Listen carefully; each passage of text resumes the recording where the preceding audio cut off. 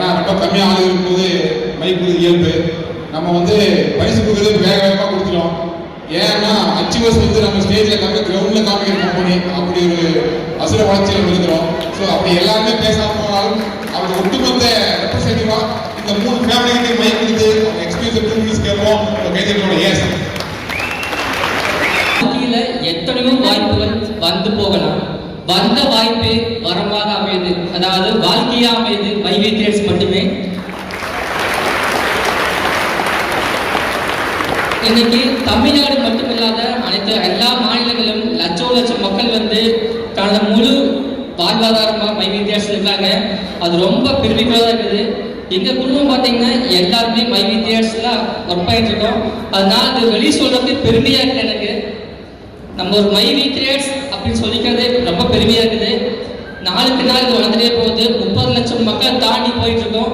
இந்த வெற்றி பெயர் தொடரும் பல தம்பி மேலே வந்துக்கிறாங்க. நம்ம வந்து தம்பி போயிட்டு அப்படியே வாழ்க்கை மீண்டும் போயிருப்பா குத்தி வெயில் விதிகாரமாக எனக்கு தெரிஞ்சு அதனால அவங்களுடைய எக்ஸ்பீரியன்ஸ் கேட்போம்.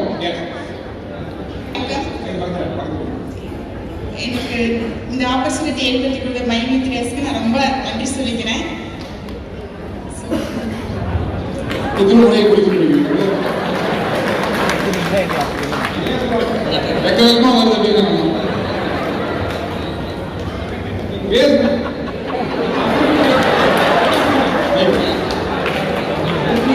என் மகன் மூலியமா வாய்ப்பு கிடைச்சது ரொம்ப நன்றி.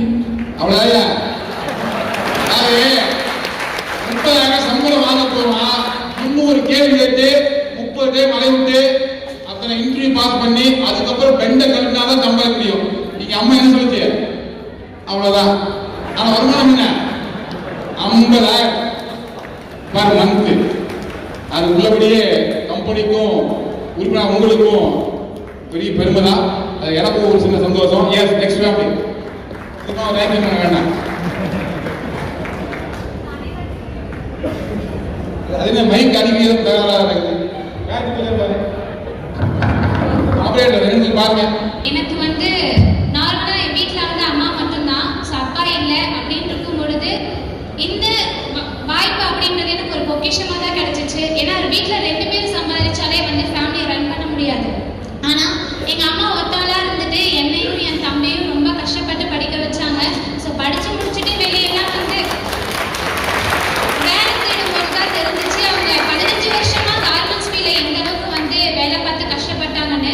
ஸோ அப்போ முடிவெடுத்தது தான் வேலைக்கு போனால் வந்து லைஃப் செட்டிலே ஆகாதுன்னு சொல்லிட்டு. ஸோ அதுக்கப்புறம் எனக்கு மைவி கிரியேட்ஸ் கிடைச்சது எனக்கு ஒரு வாழ்க்கையே கொடுத்தது தான். ஸோ மைவி கிரியேட்ஸ் என் வாழ்க்கையில் வரல அப்படின்னா நான் என்ன இருப்பேனே தெரியல. ஸோ அந்த அளவுக்கு வாய்ப்பு கொடுத்து இந்த அன்னைக்கு நாங்கள் சொந்தக்காரவங்க முன்னாடி சொந்த காலில் நிற்கிறோம். யாரையும் டிபெண்ட் பண்ணாமல்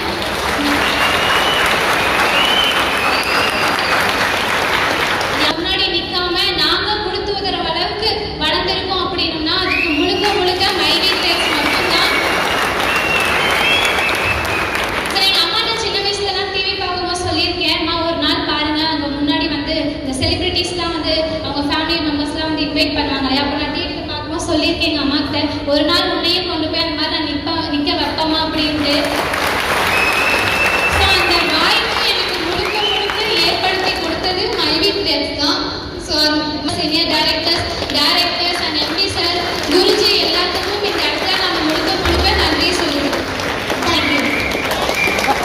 என்னோட பேர் சுரேந்தர். நான் வந்து காலேஜ் ஃபைனல் படிச்சுட்டு இருக்கும்போது இந்த வாய்ப்பு எனக்கு கிடைச்சது. அப்போ எனக்கு 18 வயசு. அப்போ யாருக்கும் நான் கவர்மெண்ட் அமௌண்ட் கேட்கல, வெளியே கிளம்பணும்னா அம்மா சப்போர்ட் பண்ணல. ஆனால் இப்போ அம்மா சீலிங் வச்சோம், ஃபேமிலி சீலிங் வச்சோம். நான் இந்த வாய்ப்பு பற்றி சொல்லும் போது எல்லாரும் தேவையில்லாத வேலை எல்லாரையும் பண்ணாதுன்னு சொன்னாங்க. ஆனால் இப்போ தேவையே இல்லை வேலை இது பண்ணுறேன்னு சொல்கிறாங்க. புரியுதுங்களா? ஸோ வந்து கிடைச்ச வாய்ப்பை கரெக்டாக பயன்படுத்தா போக வேண்டியது கரெக்டாக போயிடலாம்.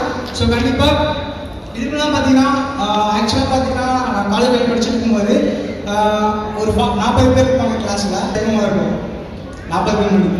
கல்வியை வளர்க்கறதுக்காக போது கண்டிப்பாக நீங்கள் ஜெயிக்க முடியும். ஸோ இதுக்கு முழு காரணமாக நம்ம எம்பி சாரும் நம்ம ஃபவுண்டரும் ஸோ நம்ம எல்லா சீனியர்ஸும் அதற்கு நிலைமை இருப்பாங்க. தேங்க்யூ. ரொம்ப நன்றி, எல்லாருக்கும் ரொம்ப ரொம்ப நன்றி.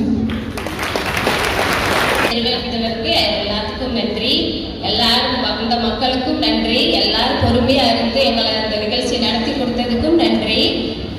நான் வேலைக்கு போறப்ப வாரம் 5 ரூபா வாங்குவேன்.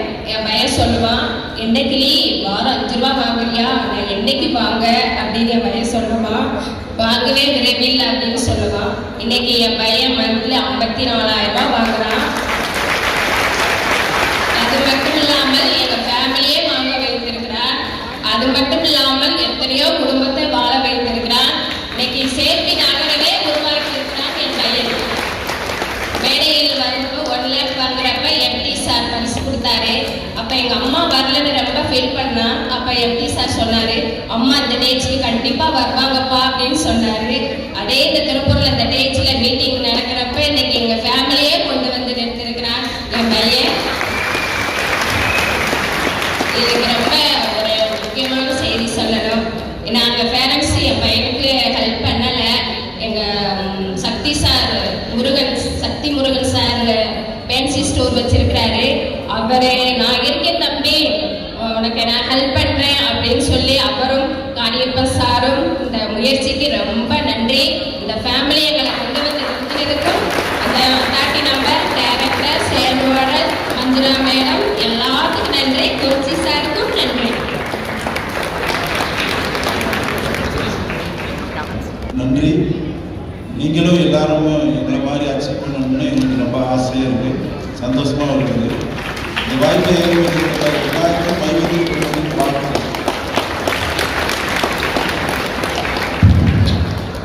ஓகே, என் பேர் வந்து பார்த்தீங்கன்னா பாலாஜ் சேவாக் ராஜேஷ் கண்ணன்.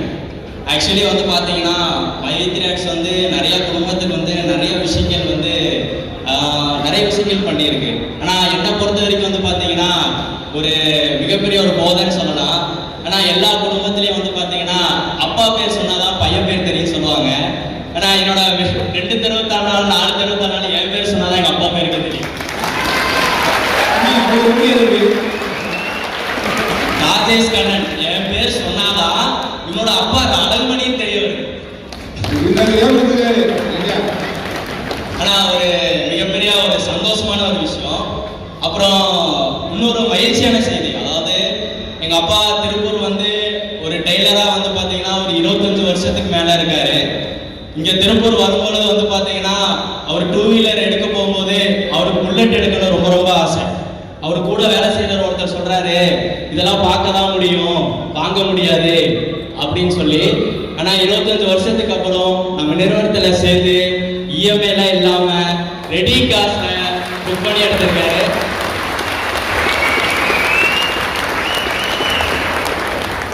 அது நிறைய விஷயங்கள் சொல்லிட்டே போகலாம். இப்போ எக்ஸாம்பிளுக்கு நான் வந்து பார்த்தீங்கன்னா என்னோட ஏஜ் 22 தான். நான் எம்பிஏ படிச்சுட்டு இருக்கேன். நான் சைன் வாங்குறதுக்கு ப்ரொஃபஸர் கையெழுத்து இருந்தால் தான் நான் எக்ஸாமே எழுத முடியும். அவர் சைன் வாங்குறதுக்கு நிறைய பேர் க்யூவில் நின்றுட்டு இருக்காங்க. நான் வந்து க்யூவில் நின்று கேப்சா அடிக்கும் போது ப்ரொஃபஸர் பார்த்துட்டு நீ வாப்பா அப்படின்றாரு. வந்துட்டு சொல்லுங்க சார் அப்படின்றேன். இல்லை நான் டைமண்டாக இருக்கேன், நீ என்ன பிளான்ல இருக்க அப்படின்னு கேட்குறேன்.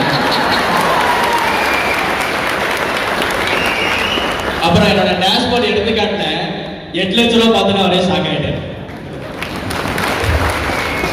அதாவது நிறைய விஷயங்கள், அதாவது எதிரியா இருந்தா கூட நண்பனா மாத்துறது மைவித்ரி ஆர்ட்ஸ். ஒரு அதாவது எப்பவுமே ஒரே விஷயம் தான் நான் நோட் பண்ணுவேன், காசு பண்ணுற விஷயம் எப்பனாலும் நம்ம சம்பாதிச்சுக்கலாம், ஓகேங்களா? ஏன்னா பொருளாதார ரீதியா வந்து சம்பாதிக்கணும் அப்படின்னா மைவித்ரி ஆர்ட்ஸ்ல மட்டும்தான் முடியும். அதாவது அந்த காலத்துல வந்து பாத்தீங்கன்னா கூட்டு குடும்பன்ற விஷயம் ரொம்ப குறைவா இருக்கு. ஆனா இந்த காலத்துல கூட்டு குடும்பம் பெருகிட்டு இருக்கு. மைவித்ரி ஆர்ட்ஸ் நம்ம பண்ணிக்கலாம், ஓகேங்களா? ஒரு நல்ல விஷயம், ஒரு குட் பிளாட்ஃபார்ம் சொல்லலாம். ஆனா என்னோட ஏஜ் 22ல நான் மாசம் 1 லட்ச ரூபா மேல சம்பாதிக்கிறேன் அப்படின்னா எந்த ஒரு நிறுவனத்தினாலே முடியாது. இந்த வாய்ப்பு வந்து எல்லாத்துக்கும் இருக்கு. பொருளாதார எல்லாரும் மேற்படும் சொல்லி இந்த நிறுவனம் நல்லபடியா வளரும்னு சொல்லி. ஆனா எப்பவுமே நிறைய விஷயங்கள், நான் எம்டி சார் வந்து ஒவ்வொரு டைம் பார்க்கும் பொழுது அவர் நிறைய விஷயங்கள் சொல்லுவாரு. நான் அவருக்கே ஒரு கண்ணை வச்சிருக்கேன். அந்த மாதிரி ஒரு ஆப்பர்ச்சுனிட்டி வரும்போது நான் கண்டிப்பாக நான் சொல்லுவேன். ஸோ நிறையா நம்ம திருப்பூர் சைட்ல இருந்து காளிப்பன் சாரா இருக்கட்டும், மஞ்சுளா மேமா இருக்கட்டும், அத்தாரி உமர் சார் இருக்கட்டும், டைரக்டா இருக்கட்டும், நம்ம ஃபேமிலியை நினைச்சு அதர் ஜோன் வந்த ஷேர் வாழ்ற எல்லாருக்குமா இருக்கட்டும், அந்த வாய்ப்பு வந்து எல்லாத்துக்கும் மேலும் வளர்ச்சி அடைன்னு சொல்லி வாழ்த்துக்கள் கூறி விடைபெறுகிறேன். நன்றி, வணக்கம்.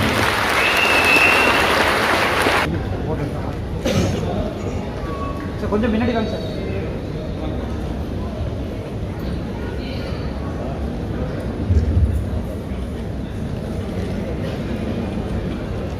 ஒரு கம்பெனி மார்க்கெட்டுக்கு வருது, அந்த விஷயத்தை கொண்டு நம்ம மக்கள் பேசும்போது மக்கள் கேட்க கேள்வி இல்லையா, இன்னைக்கே உங்களை வளைச்சு கேட்கறாங்களே, என்ன எத்தனை கேள்வி வந்து எடுத்திருப்பாங்களா இல்லையா? ஆனா அதுக்கு நான் பதில் சொல்லியிருப்பேன் இல்லையா? என் கூட போன் பேசும்போது தெரியும் இவங்கிட்ட பேசுற அவங்க நம்புதானே, யாராவது போன் பேசும்போது இருப்பீங்க. நான் அவங்க சொன்ன விஷயம், ஒரு ஆப்பர்ச்சுனிட்டிய உங்க முன்னாடி வைக்கிறேன். இது வேணுமா வேண்டாமான்னு உங்களுக்கு முழு அதிகாரம் உங்களுக்கு அக்செப்ட் பண்ணதும் அப்ஜெக்ஷன் சொல்வதும் யாரும் இருக்கு, உங்க கையில் இருக்கு. பட் நான் என்ன பண்ண போறேன்னா, இதை மற்றவங்ககிட்ட காமிச்சிட்டே இருக்க போறேன், பேசிட்டே இருக்க போறேன். யாருக்கு புரியுதோ அவர்கள் உடனே வரட்டும், அது யாருக்கு புரியுதோ அவர்கள் அப்புறமா வரட்டும். அப்படிதான் நான் ஸ்டார்ட் பண்ணேன். புரிஞ்சவங்க உடனே வந்தாங்க, லேட்டா புரிஞ்சவங்க லேட்டா வந்தாங்க, ரொம்ப லேட்டா புரிஞ்சவங்க ரொம்ப லேட்டா வந்தாங்க. ஆனா நான் சொன்ன யாருமே வராமலாம் போகல. காலம் வேணாம் முன்னுக்கு மாறிடலாம் முடிய, ஆனா எல்லாருமே ஏன் தெரியுமா? அதுல சொன்னது ஒண்ணு மேஜிக் கிடையாது. நான் சிம்பிளா சொல்றேன். இன்னைக்கு சாதாரணமா ஒரு டிகிரி முடிச்சுட்டு +2 டிகிரி முடிச்சுட்டு வேலைக்கு போய் ஒரு லேடிக்கு ஒரு ஆபீஸ்ல வேலைக்கு போனாலோ அல்லது ஏதோ ஒரு கம்பெனிக்கு வேலைக்கு ஜாயின் பண்ணாலும் ஜென்ஸ் ஜாயின் பண்ணாலும் பேசிக் சேலரி 10,000 சொல்லுதாங்க. உண்மையா இல்லைங்களா? சில இடத்துல below 10,000, 9,000, 8,000 depends upon the company அப்படிதான் கொடுப்பாங்க. நம்ம கரெக்ட் உண்மைதானே? அப்படி இருக்கும்போது நம்ம கம்பெனி புதுசா வந்த நபர்கள் பிஎம் வந்திருப்பீங்க இல்லையா, அவருக்கு சின்ன சாம்பிள் காமிக்கிறேன். இப்ப காமிச்சதுக்காக சாம்பிள் காமிக்கிறேன். மாசம் 10,000 ரூபாய்க்கு மேல ரெகுலரா இன்கம் ஏன் எழுதிவாங்க கேட்டுங்க. மாசம் 10,000 சம்பாதிக்கிறவங்க கிட்டத்தட்ட பூரா கூட இந்த மாதிரி கொடுக்குது. அந்த பிஎம் திரும்பி பாருங்க, மக்கள் கை தூங்க, அவங்க தூக்கலாம். இந்த இது வரைக்கும் பிஎம் அவங்க திரும்பி பாருங்களேன், என்னோட அந்த பக்கத்துல கை தூக்கலாம். இது பார்த்தாங்க, அவங்க பார்க்கட்டும். அதாவது மாசம் 10,000 ரூபாய்க்கு மேல ரெகுலரா இன்கம் வாங்குறதுக்கு எலிஜிபிளான கை தூங்க பாருங்களேன். கிட்டத்தட்ட முக்காவாசி கூட்டம். சரி, தேங்க்யூ. இது ஒரு சாம்பிளா. அடுத்தது மாசம் 20,000 ரூபாய்க்கு நான் சொல்ல கை தூங்க எலிஜிபிள். 20,000 மேல வாங்குறேன். என்னப்பா இது, அதே கூட அப்படியே கை தூக்குது. மாசம் 20,000 சம்பாதிக்கிறவங்க இதெல்லாம் ஐடி எல்லாம் படிச்சிருக்கணுமே, வெளியே பரனா டியூட்டி பார்க்கணுமே, இதெல்லாம் கண்ணு பொட்டையா போகுது, போர்டு லூஸ் ஆயிட்டு நீ ஜாலியா கட்டளை படிச்சு கரெக்டா போட்டுக்கிட்டீங்க. இதெல்லாம் போட்டு தெரியுமா? Okay, thank you. அடுத்தது மாசம் 30,000 ரூபாய்க்கு நாம கேட்குது. என்னங்க நடக்குறீங்க? மாசம் 30,000 சம்பாதிக்கிறவங்க நான் கேமரா திருப்பி காமினா அந்த காலத்துல பார்த்தோம். அவங்க கேட்கிறாங்க, அங்க கை தூக்கி தெரியுது. அவர்களுக்கு தான் முதல்ல சொல்லணும். மாசம் 30,000 சம்பாதிக்கிறவங்க எவ்வளவு ஒரு பெரிய விஷயம் பண்ணிருக்கோம். இப்போ நான் சொல்லும் போது புரியாதவங்களுக்கு இப்ப ஏன் புரிஞ்சது தெரிஞ்சதா உங்களுக்கு? தெரிஞ்சா ஓகே. சரி, மாசம் 40,000 சம்பாதிக்கிறவங்க more than 40,000 per month. அதுக்கு 150 கை கொடுக்கும். மாசம் 50,000 சம்பாதிக்கிறவங்க அதுக்கும் 150 கை கொடுக்குதுன்னா இது மைவீட்டின் ஒட்டுமொத்த கூட்டம் அல்ல, ஒரு பார்ட். இன்னும் நம்முடைய கூட்டம் வெளியிடுது, நம்முடைய சேனை வெளியிடுது. அதுல ஒரு சின்ன கூட்டம், ஒரு சின்ன கூட்டத்தை ஏற்பாடு பண்ணக்கூடிய இத்தனை அச்சுவர் இருக்காங்கன்னா நம்ம சாதாரண கம்பெனியா? அப்போ ஆரம்பத்தில் சொல்லும் போது புரியாதவங்களுக்கு ஏன் புரியுதுன்னு தெரியுதா? ஒண்ணு இல்ல, நான் சொல்லும் போது கேட்காதவன் அவன் ஒழுங்கு ஆயிட்டு வந்து மச்சா போடுறது மரியாதையா போடுறான். நான் போய் திரும்பி யாரையும் கூப்பிடல. நம்ம சொல்லும் போது கேட்டுட்டு கண்டிப்பாக போனவங்க ஒழுங்கியா மச்சா நான் வந்து கிரௌட் ஆயிட்டேன், நீ 1000 சொல்லும் போது அது கொழுந்தியா சொல்றது இல்ல, ஏற்கனவே கொழுந்து போட முடியாது. கொழுந்தியா சொல்லி கொழுந்துட்டீங்க, அவ்வளவுதான் மேட்டர். சொல்றது புரியுதுங்களா? அதனால நீங்க என்ன பண்ணுங்கன்னா, உங்களுக்கு ஆகணும் ஆகாமலையும் சொல்லி வச்சிருக்கேன், சொல்லி வச்சிருக்கேன். அது என்னைக்கா வரும், ஒண்ணு உங்களுக்கே வரலாம் அல்லது கம்பெனிக்கு வரலாம். அதுக்கு நான் சொல்லணுங்கிறீங்களா? நம்ம சுயநலமா இருக்கக்கூடாது. நம்ம கான்செப்ட் என்ன? வாழ வைத்து ஓகே தானே? சோ நம்ம வாழ வைப்போம், அதன் மூலமாக நாம வாழ்வோம். சோ ஒரு விஷயம் 2021 ஜூலை 1ஆம் தேதி அறிமுகப்படுத்தப்பட்டு அன்னைக்கு மக்கள் கேட்டாங்க, இந்த கம்பெனி நடக்குமா படுத்துருமா, ஓடுமா ஓடிடுமா? நல்லா கேட்கறது. இப்படி எல்லாம் மாத்தி மாத்தி கேட்பாங்க. இது ஒரு 6 மாசம் கொடுப்பாங்களா, 3 மாசம் கொடுப்பாங்களா? டெலிவரி ஆகிற மாதிரியே பேசுவாங்க, எத்தனாம் மாசம் கேட்கிற மாதிரி அப்படிதான் கேட்டாங்க. ஆனா இன்னைக்கு 2 ஆண்டுகளை நாம் வெற்றிகரமாக நிறைவு செய்து 3ஆம் ஆண்டுக்குள் அடுத்த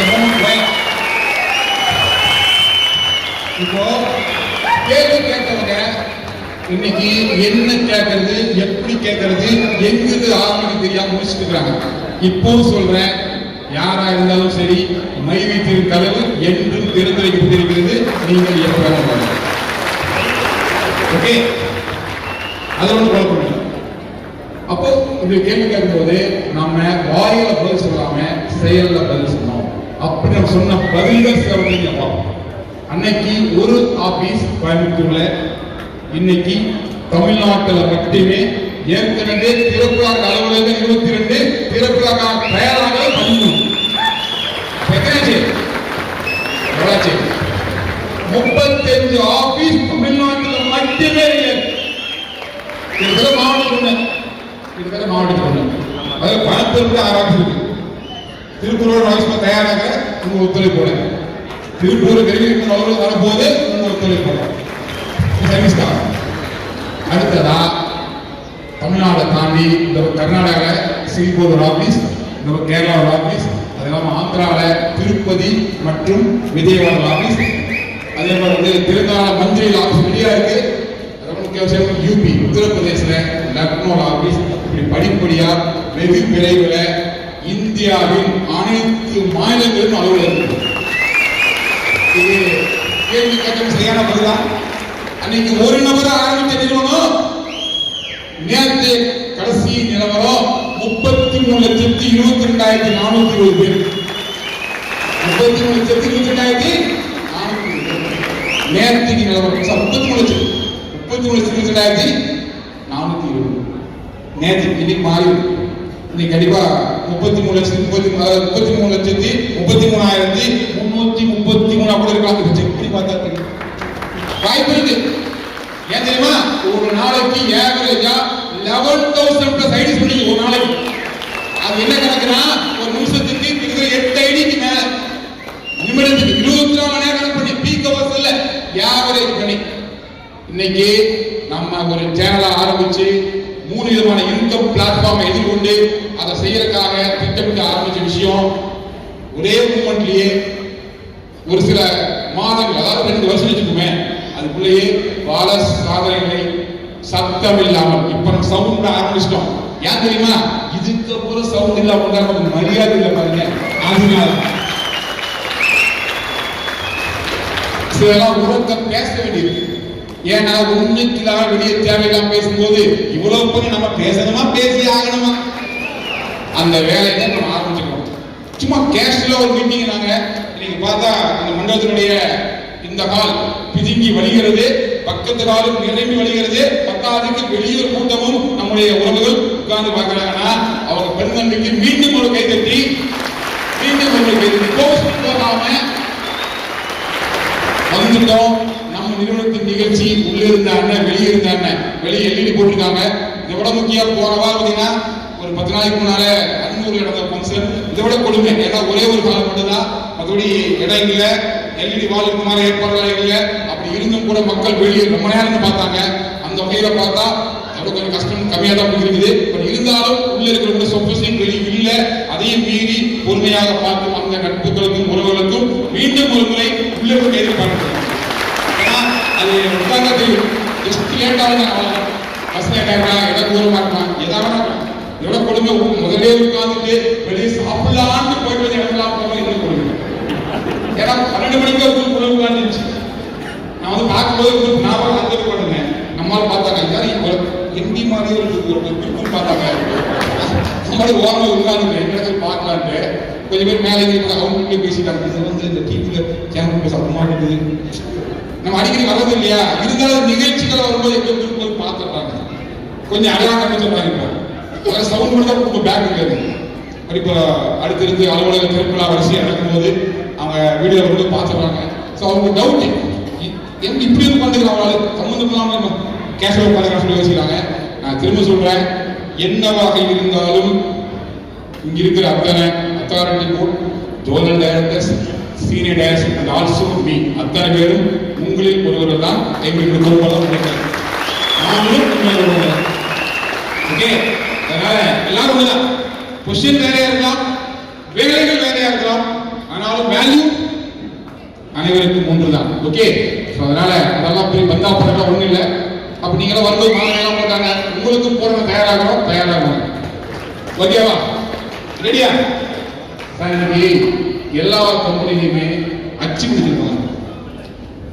இன்னும் சொல்ல போனா ரேஸ், இன்னைக்கு ஓட்டப்பந்தயம், ஏதோ போட்டி நிறைய. அந்த போட்டியினுடைய விதிமுறைப்படி எதுக்குமே இவ்வளவு தூரம் வீசணும் அப்படின்னு கிடையாது, இவ்வளவு சீக்கிரம் ஓடணும் கிடையாது. கலந்துக்கிறவங்கள யார் அதிக தூரம் வீசினாங்களோ அவங்க ஃபர்ஸ்ட். அந்த கலந்துக்கிட்டவங்கள கூடுதலான தூரம் வீசணும் ஃபர்ஸ்ட். அது கொஞ்சம் கம்மியான செகண்ட், அதுக்கு தேர்வு மற்றவங்களுக்கு பரிசு கிடையாது. அந்த ஓட்டப்பந்தயம், பைக் ரேஸ், படகு ரேஸ், நீச்சல்ல குறிப்பிட்ட டைம் கிடையாது. வர்றவங்கள யார் முதல்ல வர்றாங்களோ அவங்களுக்கு பரிசு. இரண்டாவது தான் அடுத்த பரிசு வெள்ளி, அப்புறம் வெங்கலம், அதுக்கப்புறம் தகரக்கூடாம கொடுக்க மாட்டாங்க. ஒலிம்பிக்ல முதல் பரிசு கோல்டு மெடல் வாங்கினவனுக்கும் நான்காவது வந்தவனுக்கும் வித்தியாசம் 1 மணி நேரம் கிடையாது. Micro second, some micro second, second micro second அந்த வித்தியாசம் இருக்கும். முதல் வந்தவனுக்கு ஃபோர்த் வந்தவன் செகண்ட் டைம்ல அவனுக்கு பரிசு கிடைச்சிருச்சு. இந்த பரிசு தான் தெரியும் போனா பாத்தீங்களா, ஃபோர்த் பிளேஸ்ல அவனுக்கும் முதல் வந்தவனுக்கு இடையில கேப் வரும். Some micro seconds. ஆனாலும் இதில் விட என்ன ஃபீல் பண்ண பரிசு கிடையாது. அவனும் பல நாட்கள் பயிற்சி எடுத்திருப்பான், பல மணி நேரம் டெய்லி ஓடி இருப்பான், அவன் உள்ளூர்ல வந்து நம்பர் இருந்திருப்பான், எல்லாம் வந்துடும். ஆனாலும் ரிசல்ட் என்ன, பெருங்கையோடு போக வேண்டியிருக்கு. மீண்டும் 4 ஆண்டு காத்திருக்க வேண்டியிருக்கு. மறுவாய்ப்பு அது ஃபிட்டா இருக்கணும், இன்னும் வேகமா ஓடணும், அதாவது வாய்ப்பு கொடுக்கணும். இதெல்லாம் இருந்தாலும் பண்ணி வாங்க முடியும். அவ்வளவு டஃப்பான கேள்வியே நம்முடைய விளையாட்டு வீரர்கள் நம்மனா ஒட்டுமொத்த உலகம் வச்சுக்கோமே, அதுல பயிற்சி எடுத்துட்டு முயற்சி எடுத்து பல பேர் அதுக்காக தவம் கிடக்கிறான். ஒவ்வொரு போட்டிக்கும் உண்மையா போய் நம்ம வேகமாக ஓடிவிட்டால் நமக்கு பரிசு இல்லை, அது நமக்கு தெரியும். எவன் வேகம் ஓடுவான் அது நமக்கு தெரியாது. இருந்தாலும் நான் எல்லோரையும் முந்தி சென்று பரிசு வாங்க நம்பிக்கையில அவன் அவ்வளவு முடிச்சுக்கிறானா. நம்முடைய விளையாட்டு மைவிக்கிற இந்த விஷயத்துல, இந்த பிசினஸ் பிளாட்ஃபார்ம்ல இங்க தூரம் நிர்ணயிக்கப்பட்டிருக்கிறது. 100 மீட்டர் ஓட்டம், 200 மீட்டர் ஓட்டம், 1 கிலோமீட்டர் என்னவோ இருக்குது. இங்க தூரம் நிர்ணயிக்கப்பட்டிருக்குது. நேரம் நாம நிர்ணயிக்கல.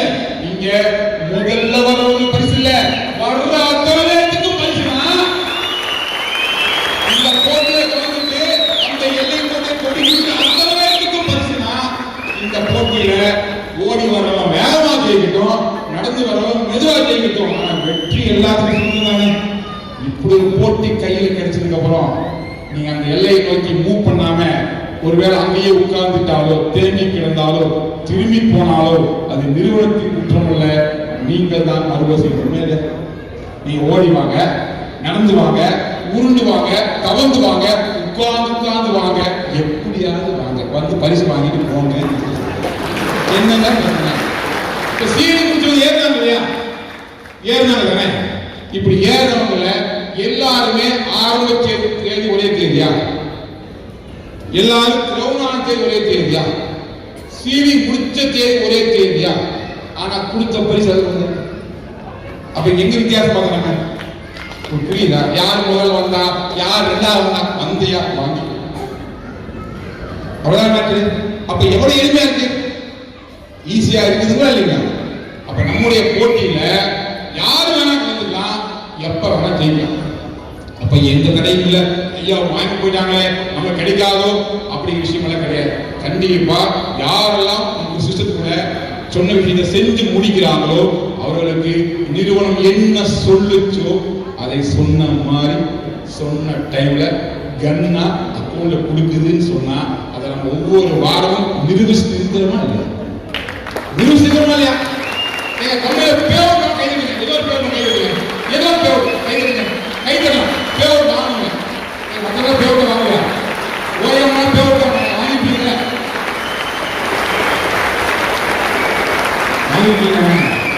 இந்த கைதுக்கு பத்தாது கம்மியாக இருக்கும்.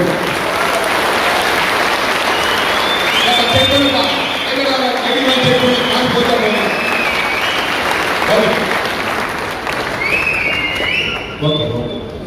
அது கைதுன்றது எப்படின்னா பல வீட்டுக்கு கேட்டிருப்பீங்க. கொஞ்சம் பேர் வந்து அந்த மட்டை இடம் நகராம கொஞ்சம் கண்ணு சொல்லுது.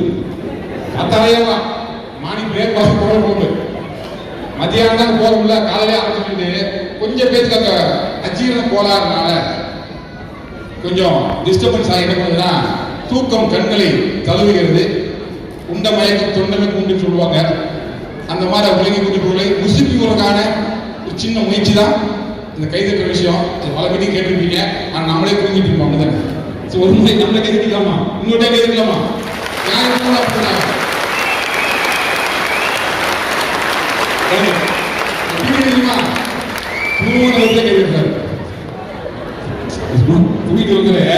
தெரியுமா?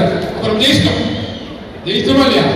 இப்படி எத்தனையோ பேர் தூங்கிட்டு வெளிப்புற கம்பெனி மைவித்திரி உண்மைதான் செய்ய வேலை வேண்டாம் என்று ஒதுக்கி கிடப்பவர்களையும் முடியாது என்று முடங்கி கிடப்பவர்களையும் உன்னால் முடியும் என்ற வார்த்தையை வாயால் சொல்லாமல் வாய்ப்பாக கொடுத்து வெறும் வாய்ப்போடு நிற்காமல் வழியையும் காட்டி வழி மட்டும் காட்டாமல் கையை பிடிச்சி ஒரு கம்பெனி உலகம் இருக்குதுன்னா அது நம்முடைய கம்யூனிகேஷன் மட்டும்தான்.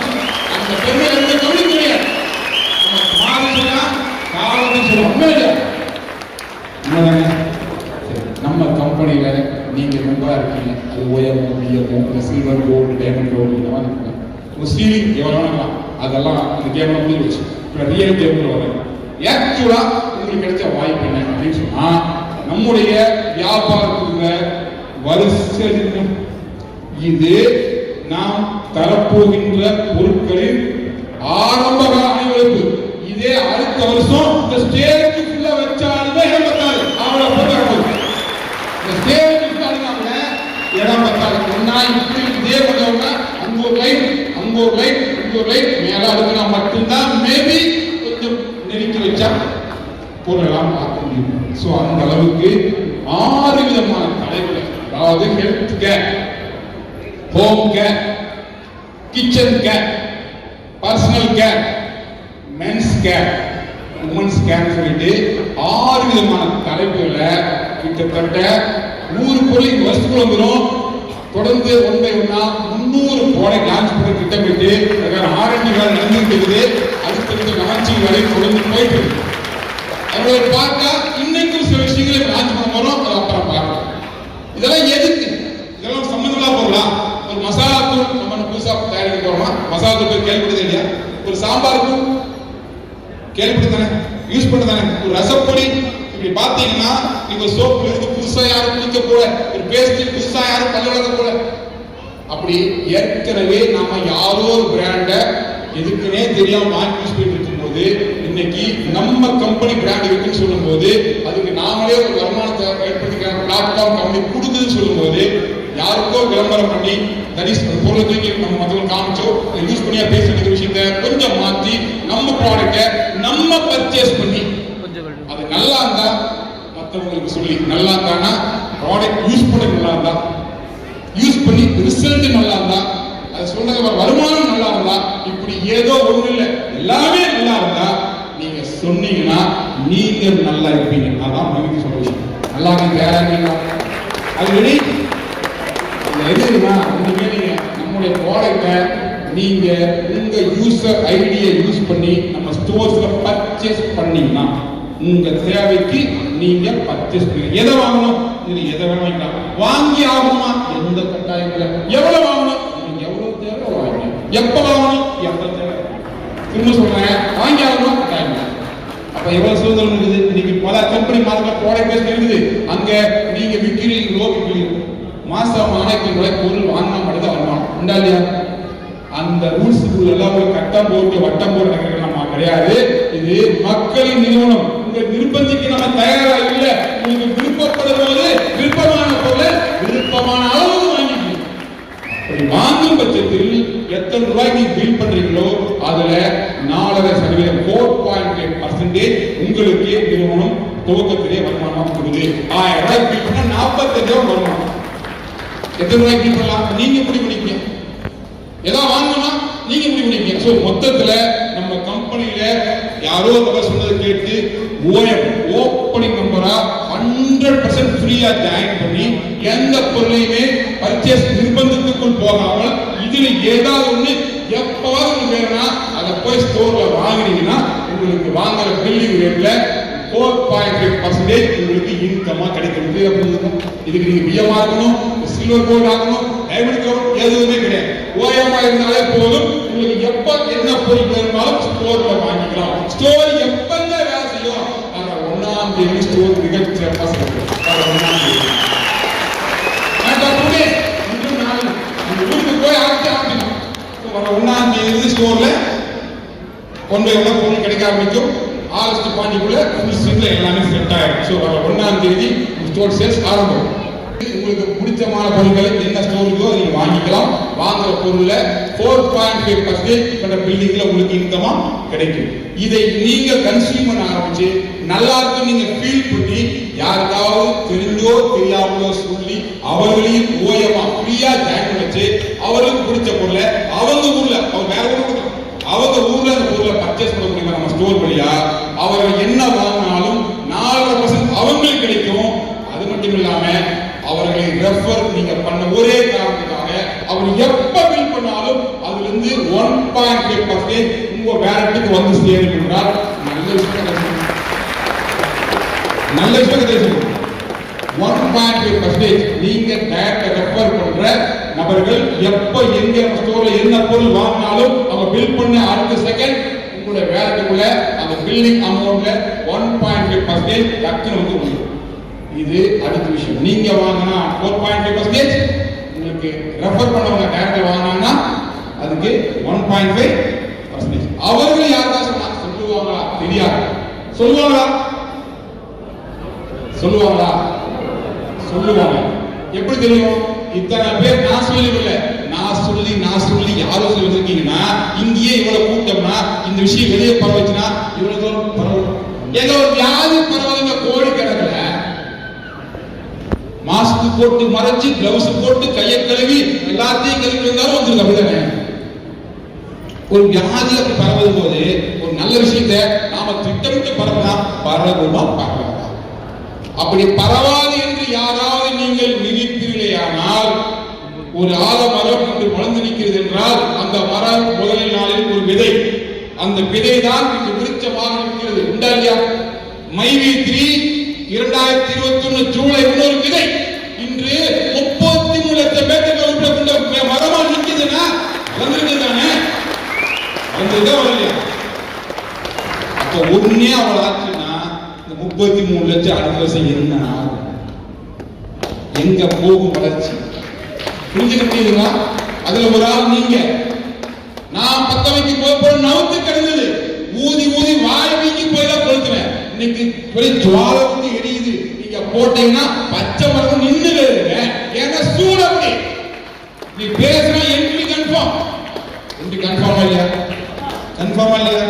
அதுக்கு மேல நீங்க ஒரு சொல்ல மறந்தாலும் நான் டெய்லி வந்து அவங்களுக்கு பிடில் வாசிக்கிறேன் இல்லையா? அப்படிதான் சொன்னது. அவங்க ஓவரா பிடில் வாசிக்கிறியா? நான் இவ்வளோ பிடில் வாசிச்சேன். நீங்க சொல்றது அவர் ஓவரா பிடில் வாசிக்கிறாங்க. எனக்கு பிடில் வாசிக்க தெரியாது அவர் சொல்றாங்க. ஏதோ ஒரு வாசிக்கிறேன்னா இல்லையா? அப்படி தினசரி நம்ம சேனல்ல பேசுற விஷயங்கள் 4 பாயிண்ட் இருக்கு. நீங்க கவனிச்சு பார்த்தா முடியும். ஒண்ணு, நம்முடைய பிளான் சார்ந்த எக்ஸ்பிளனேஷன். ஏதோ ஒரு விஷயத்தை விளக்க சொல்றதுக்கு எஸ்டினா என்ன, அதுக்கு மேல வந்து எஸ்டி ப்ரொமோஷன் என்ன, ஏபிஎம் ஆகும், ஏதாவது விஷயத்தை பத்தி சொல்றோம். பிளான் பத்தின ஒரு எக்ஸ்பிளனேஷன். அடுத்தது காமன் மோட்டிவேஷன். ஏன் இப்படி இருக்கணும், ஏன் கொஞ்சம் மாறிக்கூடாது, ஏன் உலகத்தில் சொந்தத்தை அனுபவிக்கூடாது இருக்கா இல்லையா? சொத்து சோகம் நமக்கு நல்லா தான் இருக்கக்கூடிய ஏதோ ஒரு விஷயத்தை மோட்டிவேட் பண்ற வேலையும் அப்பப்போ செய்யணும். மூணாவது விஷயம், நமக்கு டவுட் வருது, மக்களுக்கு ஒரு குழப்பம் வருதுன்னா அதுக்கான கிளாரிபிகேஷன். இதுக்கான வேலை விஷயம் என்ன, ஏன் இப்படி இருக்குது, இது எப்படி மாறும் அப்படிங்கிறதுக்கான கிளாரிபிகேஷன். நாலாவது விஷயம், ஏதாவது அப்டேஷன். இந்த ஆப்ல அப்டேட் இருக்குன்னா இது ஆப் யூஸ் பண்ணணும், எதுக்கு இந்த ஐக்கான் அப்படிங்கிற ஒரு அப்டேஷன். இந்த நாலுமே ஒரு உறுப்பியாக உங்களுக்கு தேவையில்லை. உங்களுக்கு வர்றவங்களுக்கு இந்த விளக்கம் போய் சேரணுமா சேர்ந்து ஆகணுமா? அப்படி உங்களுக்கு வர்றவங்களை நீங்க ஃபாலோ பண்றீங்களோ இல்லையோ, உங்களுக்கு எல்லாம் அப்ளை நாங்க அப்படிங்கிற முறையை உங்களுக்கு அப்ளை தானே அப்படிங்கிற முறையில டவுன்லைன்ல யார் இருந்தாலும் என் வேலை என்ன, ஒரு டெய்லி 6 மீட்டிங் இருக்கிறது. அதுக்கான டெக்னாலஜி சப்போர்ட் தான் அந்த ஆப், அந்த வீடியோ. நம்ம பயப்படி அதை வீட்டு வச்சு பார்ப்பாங்க தெரியும், அதுக்கு ஆப் கிடையாது. சார் ஆப் கிடையாது, நான் ஆப் நான் சொன்னேன். ஹலோ, அது ரிவைஸ் பண்ணி ஆப் கிடையாது. அது என்ன விரைவில் அறிவிப்பு வரும். ஓகே, விரைவில் அறிவிப்பு வரும். ஓகேவா? எதுக்கு சவுண்ட் கேட்கறது, கேட்டா குறுட்டுவீங்களா? ஒரு முறை இல்லாவிட்டால் மறுமுறை இவ்வளவு டைம் சொல்றானே, அந்த கருமத்தை ஜீவன ஆனாதா என்னன்னு ஒரு செகண்ட் வச்சுக்கோங்க. இதே மாதிரி ஒரு எதிர்ப்பு சொல்றாங்க, ஒரு ஸ்பாட் தானே. நீங்க எடுத்த பெரிய பெரிய முடிவுகளுக்கு பின்னால பெரிய 5 திட்டம் கிடையாது, ஒரு ஸ்பாட், ஒரே ஒரு ஸ்பாட். ஒரு சாதாரண மோகன்தாஸ் கரம்சந்த் காந்தி எப்ப மகாத்மா காந்தி ஒரே ட்ரெயின்ல வேற ஒன்றும் கிடையாது. சவுத் ஆப்பிரிக்கா போகும்போது நிரவரி காரணமா அவர் உள்ளடமானம் சொல்லி அசிங்கப்படுத்தி ஒரு பூட்ஸ்கா ஒரு உதவி இருந்தது. அப்பதான் பிறந்தார் மகாத்மா. அது வரைக்கும் மோகன்தாஸ் கரம்சந்த் காந்தி தான் இல்லையா?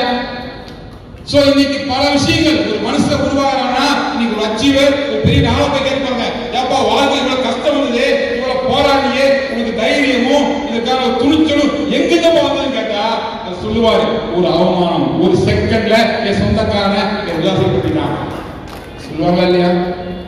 அந்த அவமானம் நமக்கு நிறைய கிடைச்சதா இல்லையா? வாழ்க்கையில எத்தனை அசிங்கப்பட்டிருக்கோம், அதுவும் பணத்தினாலே அசிங்கப்பட்டிருக்கோம் இல்லையா? அப்படி அசிங்கப்பட்டு வாழ்ந்துருக்கிற ஒரு சாதாரண மக்கள் கூட்டத்துக்கு அதை தொடச்செறிஞ்சு தூக்கி எறிஞ்சு தூள் கிளப்பி ஒரு அச்சுவரை மாறுறதுக்கு ஒரு வாய்ப்பு நம்ம கொடுத்தோம்னா அந்த ஒரு செகண்ட் அந்த சிந்தனை வந்துச்சுன்னா அவரு விட்டுருவாரு, அவர் அப்ளை எல்லாரும் விட்டுருவாங்க. ஏன்னா அவர் வந்து வருமானம் எல்லாரும் அப்ளை போகும் தானே. அவர் ரீபர்ச்சேஸ் என்ன பண்ணாலும் அப்ளை கண்ணில் போகுமா இல்லையா? அவர் அப்ளேட் பண்ணும்போது அந்த ஸ்டீரிங் அவருக்கு இமீடியட் போயிருந்தாலும் அவருடைய ரெஃபரன்ஸ் கவுண்ட் எதுக்கு எல்லாத்தையும் கண்ணில் போகுமா இல்லையா? இருக்கா இல்லையா? நம்ம கீழே போய் அச்சீவ் ஆகும் போது ப்ரொமோஷன் வருவாங்களா? அப்படி எல்லா லெவல்லையுமே இருக்கிற மக்களை கட்டி அரவணைச்சு டெய்லி கம்யூனிகேஷன் கொடுத்து அப்டேஷன் கொடுத்து மோட்டிவேஷன் கொடுத்து உசுப்பிட்டே இருக்க வேலையை மட்டும்தான் அந்த வீடியோ பண்ணுங்க ஒழிய பிடிம் வாசிக்கு உள்ளீங்க. ஓகேவா? எனக்கு என்ன தலைவர், நானும் போய் நேரத்தை படுத்து மண்மையை வீடியோ போட பண்ணாலும் ஜாம போடாங்க மாதிரி நீங்க தான் நேரத்தை படுத்து ஏதோ ஒரு நாள் படுத்துவீங்கன்னா காக்கா ஆரம்பி வீடியோ தெரிஞ்சுக்காவோ தூங்கிட்டாரு. தெரிஞ்சுக்க விஷயம் தான். எனக்கோ வீடியோ வரீங்க, நான் திடீர்னு 2 மணிக்கு வரும், ஏன்னா முடிச்சு கொடுங்க பாத்தீங்களா? அழகா சிவனே உண்டாரு. ஓகேவா? சோ அவ்வளவு தூரம் தப்பான விஷயத்த, இவ்வளவு தூரம் போராட்டான விஷயத்தை நம்ம தொடர்ந்து ஹேண்டில் பண்ணி ஏன் மக்கள் கொடுக்குறோம்னா ஒரே நோக்கம், உள்ளவங்க எல்லோருமே ஏதோ ஒரு லெவல்ல அவங்களால என்ன முடியுமோ அதை செஞ்சு அச்சீவ் ஆகணும். அதற்கு அப்ளை சப்போர்ட் பண்றாங்களோ பண்ணலையோ எல்லாத்துக்கும் அப்ளை நிறுவனம் தான் அந்த பொறுப்பை நிறுவனம் எடுத்துக்கொண்டு டெப்த் வரைக்கும் போய் ஜெயிச்சு முடிச்சுறோம்னா இந்த கான்செப்ட் அது ஒரு மிக முக்கியமான காரணம். புரிஞ்சுக்கினா போதும். ஸோ சேர யாரையுமே கரெக்டா டியூன் பண்ணுங்க, சவுண்ட் வச்சு கேளு, முழுசா பாரு, பொறுமையா பார்த்து சொல்லி கொடுங்க. ஏன் தெரியுமா? இப்படி பார்க்கறது உங்களுக்கு நல்லது கூட முதல்ல அவங்களுக்கு நல்லது. ஏன் அவங்க சம்பாதிச்ச பயிற்சி தானே. நீங்க ஒரு 3 பேர் குடும்பம் நின்னாங்கல்ல, இவங்களுக்கு யாரும் சொல்லியிருப்பாங்கல்ல, அந்த இவங்களுக்கு எல்லாத்துக்கும் ஒரே சொல்லியிருக்க மாட்டாங்க. முதல்ல சொல்லியிருப்பாங்கல்ல, நீங்க திவ்யா வந்து பயிற்சி அப்படின்னா திவ்யாவுக்கு சொல்லியிருப்பாங்கல்ல. அப்படி சொல்லி அந்த இடத்துல முடிவு பண்ணீங்கன்னா நீங்க திவ்யா அம்மா அவங்க தம்பி சொல்லி அந்த 3 பேர் இருப்பாங்க.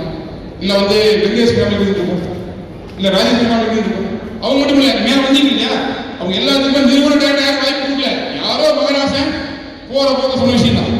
இது சிலருக்காக சொந்தக்காக சொல்லியிருப்பாங்க, சிலருக்கு யாரும் சொல்லியிருப்பாங்க. தம்பி சொன்னா இல்லையா, சொந்தக்கார மதிக்கணும்னா சொந்த கார்ல போகணும். சொந்தக்காரில் போனதான் சொந்தக்காரன் மதிப்பான். உண்மைங்க, உங்க வீட்டுல என்ன கார் வச்சிருக்கீங்க பொறுத்துதான் பத்திரிகை வரும் மெத்தேடு மாறும். ஒருவேளை வீட்டு வந்து நல்லா ஹை செக்மெண்ட்ல ஆடி தெரிஸ் ஆடி இது வந்து போஷரு அதெல்லாம் நீங்க லோக்கல்லையோ சரி ஓகே இது வால்வோ அதுபோல வந்து ஜாக்வார் இல்ல வந்து BMW பென்ஸ் இந்த செக்மெண்ட்ல உங்களுக்கு கார் இருக்குதுன்னா உங்க வீடு பத்திரிகை குடும்பத்தோட வந்து தாம்பூல தட்ட கட்டா வச்சு வாங்கோ வாங்கோ மாப்பிள்ள வாங்கோ மச்சான் வாங்கோ சித்தப்பா பெரியப்பா கூப்பிடுவாங்க. வாங்கோ வாங்கோ குடும்பம். அதுவே உங்க வீட்டுல ஒரு 20 லட்சம் ரூபாய் கம்மியான கார் பர்ச்சேஸ் பண்ணுன்னா ஹஸ்பண்ட் ஒய்ஃப் வருவாங்க. பங்காளி வந்துருங்க, மதுரை வந்துருங்க அப்படின்னு சொல்லி கூப்பிடுவாங்க. அதே வந்து 10 லட்சம் கம்மியா கார் இருந்ததுன்னா ஒருத்தர் வருவாங்க. அவங்க விசேஷிக்கிறோம், அவங்க அந்த போயிட்டாங்க இந்த சொல்லிட்டு ஒருத்தர் வருவாங்க. வீடு காரே இல்லைன்னா வாட்ஸ்அப் வரும் மெசேஜ் எதுல வரும், பத்திரிக்கை வாட்ஸ்அப் வரும். பத்திரிக்கை வச்சுக்கிற வாய்ஸ்டாங்க மாப்பிள்ள கூப்பிடுற நேரம் இல்லை, கொஞ்சம் பிஸியாகிறேன், தப்பா நினைச்சுக்காத, வாட்ஸ்அப் பண்ணி வந்து சொல்லுவாங்க. அவ்வளவுதான் மரியாதை. இது நடக்குதா இல்லையா? இது நடக்குதுங்களா இல்லைங்களா? அவங்க சொல்லி தப்பு இல்லை, நான் வந்து அப்படிதான் செய்வேன். அப்படிதானே? அப்போ நமக்கு ஒரு வேல்யூ வேணும் என்றால் அடிக்க சொல்லுவேன், வருமானம் இருந்தா தானே வருமானம். அப்படிதானே? மானம் வந்து கிடைக்கணும்னா, நமக்கு அவமானம் கிடைக்காம இருக்கணும்னா அதுக்கு தீர்மானம் என்ன இருக்கு? உன்னுடைய வருமானம், அந்த வருமானத்தை நான் ஸ்டாப்பா சம்பாதிக்கிறது. 3 பிளான் உங்களுக்கு இருக்கு. ஓஎம் பிளான், நீங்க பர்ச்சேஸ் பண்றது மூலமா 4%, நீங்க சொல்றது பர்ச்சேஸ் மூலமா 1.5%, அவங்க சொன்னா 1/2%, அதுக்கு செகண்ட் லெவல் தேர்ட் லெவல் இருந்து 12 லெவல்ல அன்லிமிட்டெட் வித்ல 12 லெவல் டெப்த்ல யார் எங்க என்ன எப்ப நம்ம ஸ்டோர்ல பர்ச்சேஸ் பண்ணாலும் 0.25% உங்களுக்கு கீழே டோட்டல் டீம்ல ஒரு பிசினஸ் நடக்குதுன்னா 0.25 மாசம் 25,000 ரூபாய். நாம என்ன பண்ணணும்? நாம என்ன பண்ணணும்? 1 கோடி ரூபாய் விஷயம். 1 கோடி ரூபாய் ஒண்ணுமே இல்லை. 1 கோடி ரூபாய் ஒண்ணுமே இல்லை. இன்னைக்கு 10,000 பேர் ஆளுக்கு 1000 ரூபாய் கொடுக்குறாங்க. சரிங்களா? உங்களுக்கு 10,000 பேர் ஆளுக்கு 1000 ரூபாய் கொடுக்குறாங்கனாலே கணக்காச்சு 1 கோடி ஆயிடுச்சு. அப்படி இருக்கும்போது இன்னைக்கு 1 லட்சம் பேர் உங்களுக்கு இருந்து ஆளுக்கு 1000 வாங்க, 2000 வாங்க, 10,000 வாங்க, தேவையான பொருள் வாங்கலாங்க. ஸோ ஹெல்த் கேர் இருக்கு, நிறைய வருது. அப்படி வரும்போது சாதாரண ஃபேமிலிக்கு அவங்க தேவையான பல விஷயங்கள் நம்ம பூர்த்தி செய்யும் போது இந்த ரீபர்ச்சேஸ் ஓஎம் பிசினஸ் பிளான்லயே ஒரு மிகப்பெரிய கோடீஸ்வரனா, ஒரு மிகப்பெரிய தொழிலதிபரா, எல்லா நாளும் என்டர்பிரினர்ஷிப் எடுத்து ஒரு மிகப்பெரிய என்டர்பிரனரா ஆணோ பெண்ணோ 18 வயசு பூர்த்தாங்க. உங்கள் கல்வி தகுதி பிபிஏவா எம்பிஏவா எதையுமே நான் கேட்கல. எங்களுக்கு தேவை ஒரே ஒரு தகுதி மட்டும்தான். வாழ்க்கையில உறுப்பினர் நினைக்கிறீங்களா? வாங்க பயணிக்க வாய்ப்பு இல்லை. உண்மையே நினைக்கிறீங்க வாழ்க்கையில முன்னேறிக்கிறீங்களா? உண்மையா சம்பாதிச்சு அடுத்தவங்க தொழில் செஞ்சு வாழ வைத்து வாழ்கிறீங்களா? வாங்க மைவிக்கிறீங்களா? நம்ம கேட்பாங்க என்ன தெரியுமா? அது என்ன V3 கேட்பாங்க. வாழ வைத்து வா, அவ்வளவுதான் வேண்டாம். வாழ வைத்து உடனே W அதான் பேசக்கூடாது, சொன்னா கேட்டுக்கோங்க, குறுக்கெல்ல கேட்கக்கூடாது. ஓகேவா? வாழ வைத்து வா, சிம்பிளா அதான் V3னா. சோ என்னுடைய V3 சொல்லும்போது என்னுடைய கொள்கை என்ன இருக்கு? எந்த கொள்கைக்குள்ள ஏற்றுட்டு உள்ள வரும்போது வாழ வைத்து வாழும் கோட்பாட்டை இது நீங்க நினைச்சாலும் மாற்ற முடியாது. ஏன் தெரியுமா? உங்களுக்கு சீலிங் உயரணும்னா யாரோ 7 பேர்த்த குறைஞ்சு வச்சு கருவன் ஆனாதான் சீலிங் உயரும். அப்ப வாழ வைக்கணுமா இல்லையா? கட்டாயமாக தான் இல்லையா? யாரையுமே வந்து 7 பேர் எவ்வளவுக்கு மொத்தமா பணம் கட்டி நான் தரேன்னு சொல்லவே இல்லை. கேட்டவங்களுக்கு முடியாது. ஓகேவா? அப்போ யாரோ 10 ஃபேமிலி குடும்பத்துக்கு டெவலப் பண்ணிடுங்க. நீங்க நல்லா இருப்போங்க. டைம் சேவ் வேணுமா? யாரையும் டெவலப் பண்ணிடுது. அது என்ன எக்ஸ்ட்ரா வேணுமா? 3 மாசம் டெவலப் பண்ணிடுது. 4 ஸ்டார் போதுமா? 6 மாசம் டெவலப் பண்ணிடுது. அது இல்லாம ஓஎம்ஐடி போர்டு இருக்கு, இதெல்லாம் உள்ள இருக்கு. அப்ப என்னன்னா எங்க சுத்தினாலும் அதுக்குள்ள இருக்கிற விஷயம் என்னன்னா மற்றவர்களை வாழ வைத்து அதன் மூலமா சிறப்பாக வாழ்ந்து கொள்ளுங்க. அப்படிதான் கான்செப்ட். அதனுடைய கேம் தான் உள்ள எல்லாமே இருக்குது. அந்த வகையில் ஓஎம்ஆ இருந்தாலே ரீபர்ச்சேஸ் அவர்கள் செய்வதன் மூலமாகவும் அவர்கள் கீழ் வருவது செய்வதன் மூலமாகவும் வருமானம் 100களிலோ 1000களிலோ லட்சங்களிலோ கோடிகளில் சம்பாதிக்க முடியும். Depends upon your team strength. இன்னைக்கு உங்க டீம் இல்லாம இருக்கலாம், ஆனா நாளைக்கு ஒரு மாசம் கழிச்சு அடுத்த வருஷம் இப்படியே போயிருவீங்க. போன வருஷம் ஃபங்க்ஷன் போது கேஷுவலா ஒரு என்ட்ரி கொடுத்துருக்கலாம், இன்னைக்கு அவருக்கே பெரிய டீம் வந்துருக்கலாம். இதுமா இல்லையா? எப்படி நடந்தது? ஒரு முயற்சி, அது ஒரு தொடர்ச்சி, அது தேர்ச்சி வருமா வராது? வருமா வராதுங்களா? அப்படி பல பேர் இருக்குதுன்னா ஏன் உங்களுக்கு வராது? ஸோ நம்பிக்கையோடு உள்ள இறங்கி செய்யுங்க. ஓஎம் பிளான்லேயே கோடிகள் சம்பாதிக்கலாம். அடுத்தது நீங்க டெய்லி வந்து இந்த ப்ராடக்ட்ஸோட ப்ரொமோஷன்ஸ் ஆப்ல பார்க்கும்போது ஆகஸ்ட் 15 முதல் கொண்டு நம்முடைய ப்ராடக்ட் ப்ரொமோஷன் மட்டும்தான் நம்ம சேனல் வரும். ஆகஸ்ட் 15 நம்முடைய ப்ராடக்ட் ப்ரொமோஷன் ஓகேங்களா? ஏன்னா நம்ம ப்ராடக்ட் ப்ரொமோஷன் பண்ணுறதுக்கே நமக்கு நிறைய தேவை இருக்கு தானே. அவ்வளோ பொருள் வந்துடும், அது என்ன நடக்க போகுதுன்னா அந்த பொருளுடைய தன்மை என்ன, நன்மை என்ன, வீடியோ வரும், இமேஜ் வரும். அதை தாண்டி அதை யூஸ் பண்ணுறது இல்லையா, உங்க அனுபவத்தை வீடியோ அனுப்புங்க. நல்லா தான் சேனல் ரொம்ப கவலைப்படாதீங்க. உண்மையான ஃபீலிங் போடுங்க, கதை விடக்கூடாது, அலங்கார வார்த்தைகள் தேவையில்லை, அனுபவத்தை சொல்லுங்க. ரியல் ஃபீலிங்ஸை ஷேர் பண்ணுங்க. அது குவாலிட்டியாகவும் ஏற்புடையாக இருந்தால், யதார்த்தமாக இருந்தால் அது நம்ம சேனல்ல வரும். உங்கள் முகமும் அங்கு தென்றிருக்க தேவையில்லை. இந்த பொருள் நல்லா இருக்கு நம்ம சொன்னாலே மக்கள் கேட்பார்கள். அப்படி உண்மையா ஃபீல் பண்ணுவதை சொல்ல ஆரம்பிக்கலாம். எந்த பொருள் யூஸ் பண்ணி பார்க்காம சொல்லுவாங்க. இன்னைக்கு தான் பிடிக்க தெரியாம எங்களுடைய வல்லாரை சாம்பார் சிறப்பு என்னப்பா இருக்கும், நானும் சாப்பிட்டு பார்த்தது இல்லை. எதை படம் சொல்லுவாங்கல்ல, இந்த மாதிரி அடிக்கடி நடக்கும். இதை ஃபர்ஸ்ட் டைம் படம் சொல்லுவாங்க. டயலாக் இந்த மீட்டிங் நடக்குமா, கூட்டம் நடக்குமா, அடிக்கடி நடக்கும். அதுதான் ஃபர்ஸ்ட் டைம். அப்ப என்ன அர்த்தம்? சோ நீங்க சொல்ற வார்த்தையில ஒரு யதார்த்தம் இருக்கணும். அது உண்மையா இருந்தா நிச்சயமா சமுதாயத்துக்கும் நிறுவனம் அங்கீகரிக்கும். அந்த வகையில பொருட்கள் வாங்கி யூஸ் பண்ணும்போது உங்க ஃபீலிங்ஸை அழகா வீடியோ ஷேர் பண்ணலாம். தேவைப்பட்டா கண்டிப்பா நம்ம யூஸ் பண்ணுறதுக்கு தயாராகும். ஸோ மொத்தத்துல எல்லா வீடியோக்கும் காமிச்சு முடிச்சதுக்கு அப்புறம் அந்த ஸ்லாட் முடியும் போது விஷயத்தை கரெக்டாக டைப் பண்ணி அப்டேட் பண்ணும்போது குயிக்காக கரெக்டாக டைப் பண்ணா அதற்கான விஷயமா ரொம்ப 2 ரூபா காசு கிடைக்கும். அந்த பணத்தை ஓஎம்மாக 5 ரூபா சம்பாதிப்பீங்க. அந்த 5 ரூபா எடுக்க ஆசைப்பட்டீங்கன்னா ஓஎம் எடுக்கும்போது ஒரே ஒரு முறை குத்துட்டாட்டம். அது தெரியுமா, கம்பெனி கொடுக்குமா கொடுக்காதாங்கிறத ஓஎம்ஐ செக் பண்ணி பார்க்கணும். அதுக்கு தான் அந்த வாய்ப்பு. ஒரு 50 ரூபா தருகிறோம் வித்ட்ரா பண்ண வாய்ப்பு உண்டா இல்லையா? அப்படி வித்ட்ரா பண்ணிட்டு அதுக்கப்புறம் எல்லாம் ஓகேன்னு சொன்னா நம்மளுக்கு அற்புதமான ப்ராடக்ட் ஃபேஸ் கேர் பேக். இதுல ஃபேஸ் கேர் தெரிவிச்சு கொடுத்துருக்கேன். இதுவரைக்கும் கொஞ்சம் பெண்டிங் ப்ராடக்ட் இருந்திருக்கலாம். அதுக்கு அறிவிப்பு ஒவ்வொரு நாட்கள்ல நான் சேனல் கொடுத்துருவேன். ஸோ எல்லாத்துக்கான பெண்டிங் ப்ராடக்ட் எல்லா ஸ்டோருக்குள்ள எல்லா பிரான்ச்சுக்கும் போக ஆரம்பிச்சு நீங்க போய் நேராக வாங்கிக்கிறதுக்கு ஒவ்வொரு நாட்கள் போடுங்க. நான் சேனல் சொல்லுவேன். எல்லா பொருட்களையும் உடைய கேப்சூல் சில்வர் கோல்ட் டைமண்ட் அதுக்கான product also face care pack ஏற்கனவே போட அத்தனைத்துக்குமே அந்த ஜோனுக்கு ப்ராடக்ட் போயாச்சு, இன்னும் போயிட்டு இருக்கு. ஒவ்வொரு நாட்கள் அறிவிப்பு வரும், நீங்க போய் வாங்கிக்கலாம். இது ஃபர்ஸ்ட் பாயிண்ட். மேற்கொண்டு புதுசா ஐடி போடுறவங்க 1ஆம் தேதியில புதுசா ஐடி போடுறவங்களுக்கு பிஎம் ப்ராடக்ட் இனிமேல் கம்பெனிக்கு வராது. இனிமேல் பிஎம் ஒன்லி ஸ்டோர் வழியாக மட்டுமே கொடுக்கப்படும். நீங்க அங்க போய் பொருளை முதல்ல வாங்கிட்டு அப்புறம் பின் வாங்கி பொருளை வாங்காம பின் வாங்காதீங்க. ஸ்டோருக்குன்னு சொல்றதுனா நீங்க பொருளை கொடுத்து பின் அனுப்புங்க, பொருளை கொடுக்காம பின் அனுப்பாதீங்க. ஸோ பொருள் இருக்குது இவங்கள்ட்ட போய் சேர்த்தணும். இவன் பெண்டிங்கே இருக்கக்கூடாது. 1ஆம் தேதி புதுசாக போடுற எந்த பிஎம்க்கும் ப்ராடக்ட் பெண்டிங் இருக்கக்கூடாது. ஒரு வேலை பெண்டிங்னா அவங்க தான் காரணமாகணும், நிறுவனம் எந்த விதத்திலும் காரணமாக இருக்காது. இது ஃபர்ஸ்ட் பாயிண்ட். ரெண்டாவது 1ஆம் தேதியிலிருந்து அப்டேட் பண்ணுறவங்களுக்கு சில்வர் டைமண்ட் கோல்டு அப்டேட் பண்ணுறவங்களுக்கு உங்க ஜோர் ஆஃபீஸில் போன பொருளை வாங்கிக்கலாம். புரியுற விஷயம் நடக்காது. ஏன்னா நிறைய பக்கம் திரும்பி வருது, பெரிய நியூசன்ஸாக மாறுது. இவங்க போனது இல்லை. அதனால உங்க ஜோர் ஆஃபீஸில் பொருள் இருக்கும். எப்போ போவீங்க போய் அதை நீங்க வாங்கிக்கலாம். ஓகேவா? ஸோ 1ஆம் தேதி விஷயம் கூடுதலாக செய்ய சொல்லிடுறேன். என்ன அப்படின்னா இனிமேல் பிஎம் பின்னுங்கிறது ஸ்டோர்ல மட்டும்தான் வாங்க. இதில் கூடுதல் செய்தி சொன்னது தானே? அப்படி இல்லை. பிஎம் பின்னுங்கிறத இனிமேல் நீங்க பின் வேலத்தில் வாங்க முடியாது.